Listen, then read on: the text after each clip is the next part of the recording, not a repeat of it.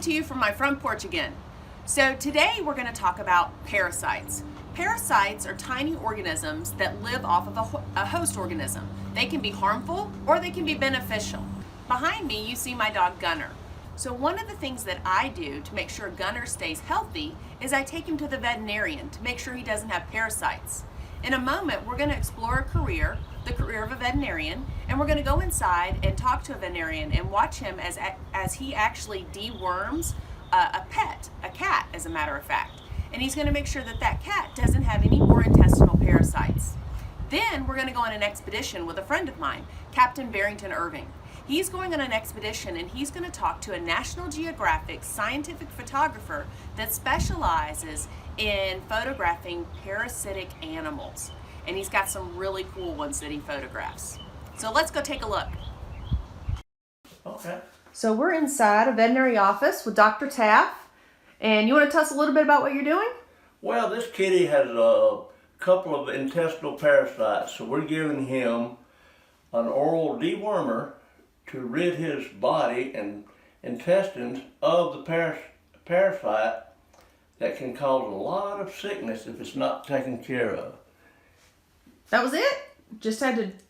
That was it. Just stick that in her little mouth, his little mouth? After we get away and do our exam and have done a fecal, then we know what parasites are in the animal's body by checking for the ova or eggs of the adult parasite.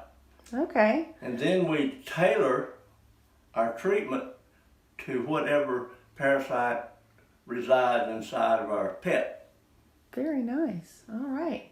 All right. So, and then in a few days, or how long will it take Olaf to not have parasites? It'll work overnight. Oh, wow. Overnight. So it'll start killing any parasites or the specific parasites you're trying to treat. Exactly. And then we'll probably do a recheck of his stool and make sure that he doesn't have any more within about 2 weeks. All right. Thanks so much. Bye, Olaf. Thank you for being a good patient. He is a good guy. Cobb County Schools, this is a message from Captain Barrington Irving. In 2007, I set a Guinness World Record to become the youngest person, as well as the first black man to fly solo around the world. On this expedition, you guys are going to focus on parasites. Now, yes, these creatures are gross. Yes, it will make your skin crawl. But guess what? Parasites are the most abundant form of life that exists on Earth. Things such as head lice, that came from a parasite. Check out this experience of what it was like to explore the world of these gross creatures that we cannot survive without. Blue skies.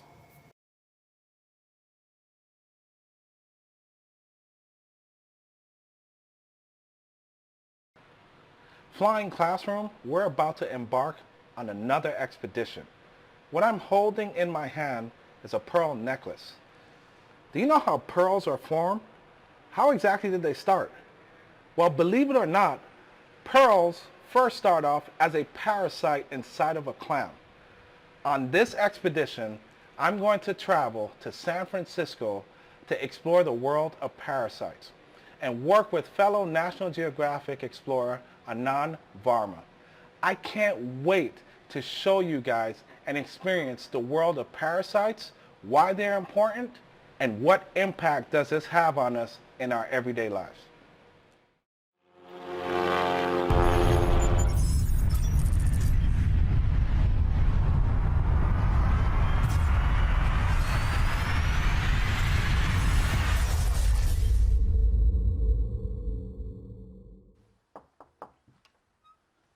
Hey Barrington. Anand, how you doing, man? Good. Welcome to my workshop. I've got some really cool stuff to show you today. Come on Awesome. This is amazing.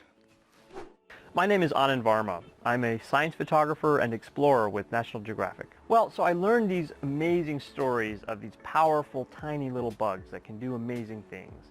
And so I wanted to teach people about the stories of these parasites, and so I figured out how to take interesting photographs of them. And specifically, so many people think bugs are gross and parasites are like the grossest of all the bugs. So I thought, okay, that's true, they're gross, but if I can make a beautiful picture, maybe I can convince people to be curious enough so that they could learn more about the biology of these amazing creatures. So I'm using photography as a way to to bridge this divide across people's aversion, their sense of grossness about these animals. A parasite is a creature that lives inside or on another creature and feeds on it or harms it in some way. Okay, so you know those crickets that were on your shoulder? Yeah. They get infected by a parasite called a horsehair worm. And what that horsehair worm does is it gets into the body of the cricket, it grows up in its insides, and then when it's ready to come out, it forces the cricket to find water and drown itself, because that worm has to come out in water. So you've got this worm living in a creek or a puddle, it's swimming around, it's finding a mate, it's laying eggs. It can never leave that creek, but its eggs can. The eggs hatch and they get into something like a mosquito larva. It lives in that mosquito larva. The mosquito transforms into an adult and it carries those little baby worms inside of it. It flies around, it dies somewhere in the forest, and that's where those little crickets come in. And once it gets in the cricket, it hatches and it grows inside the cricket. The cricket doesn't know it. It's just crawling around thinking it's living a normal life, and that worm's growing longer and longer and longer. And when that worm wants to come out, it can't come out on land. It's got to find water so it doesn't dry out. Ugh, Yeah. Makes your skin crawl. So how do you find water when you're inside of a cricket that's on land? Well, this little worm has figured out how to force the cricket to find water and drown itself. You know, as creepy as this looks, this actually gives a better understanding of parasites. To think this worm figured out a way to entrap itself inside the body of a cricket and figure out how to find a new home, how to find a new place to inhabit.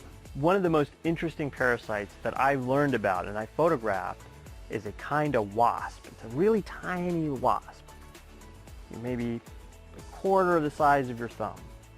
It attacks ladybugs. All right, so the next one I'm going to show you, this is another totally different kind of parasite. So this is much tinier now. Is that a ladybug? Yeah, this is a ladybug. So what you see here, there's this like funny little fuzzy lump there. What it's standing on top of is the cocoon of a parasitic wasp. That ladybug was stung by an adult wasp. And that wasp stings it and injects a single egg into the belly of that ladybug. And the egg hatches as a baby wasp. That baby feeds on the insides of the ladybug.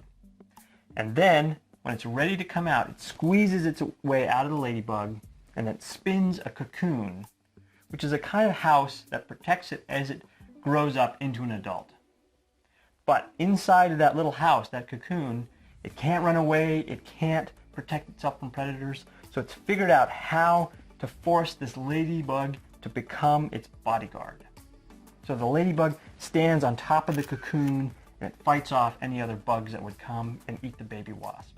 The scientists have questions to answer about how this happens. All right, Barrington, I'm going to show you one more example of a mind-controlling parasite. This one's really cool. So here, take this one. Just hold it by the leaf. I'll take another one out here. Is this an ant? That is an ant.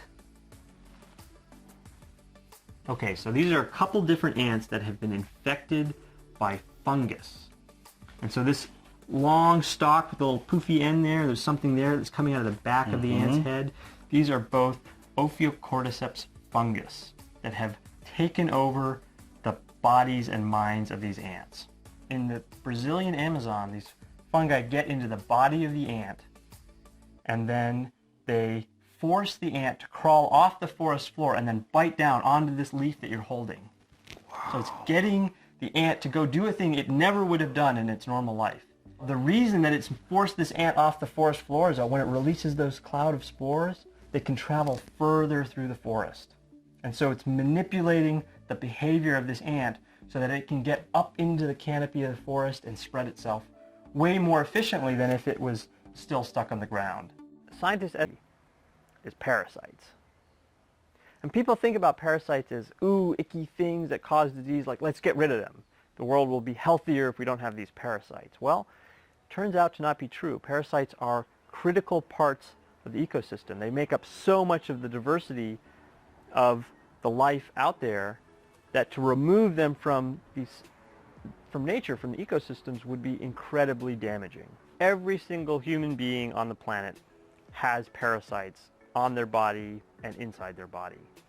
Most of these, the vast majority of these parasites are doing very small amounts of harm so that we don't notice. It's a tiny mite on your face that's eating dead skin, and it's really not bothering us that much.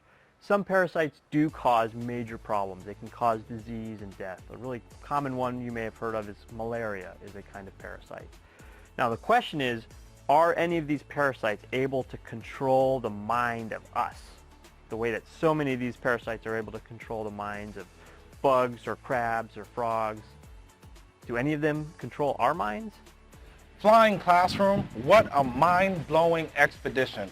Of all the places to learn about parasites, never once I thought it would happen in San Francisco. You see, we look at parasites as if they're a nuance, or they're just really creepy, but they're actually essential to our survival and our ecosystem. This has just been an amazing expedition filled with a number of different innovations and resources surrounding parasites. Off to our next adventure, blue skies. Okay, Captain, I don't know that I loved learning about all of those parasites, but it was pretty interesting. What did you find, which parasite do you think was the most intriguing for you to learn about? The parasite that intrigues me the most is the parasitic wasp. Just watching the footage of how it inserts its eggs into a creature such as a caterpillar or even a cockroach. And after it does that, somehow it controls the mind of that species to not only give birth to the larvae, but also to protect it. That parasitic wasp is just amazing to observe. Okay. Alrighty, that makes sense. It was kind of cool how it does do that, but it was still pretty gross. Okay, so Mr. Varma, he is a scientific photographer for National Geographic. Can you tell me more about what a scientific photographer does? Anand Varma, who's a scientific photographer, was able to share things that most of the world could not understand.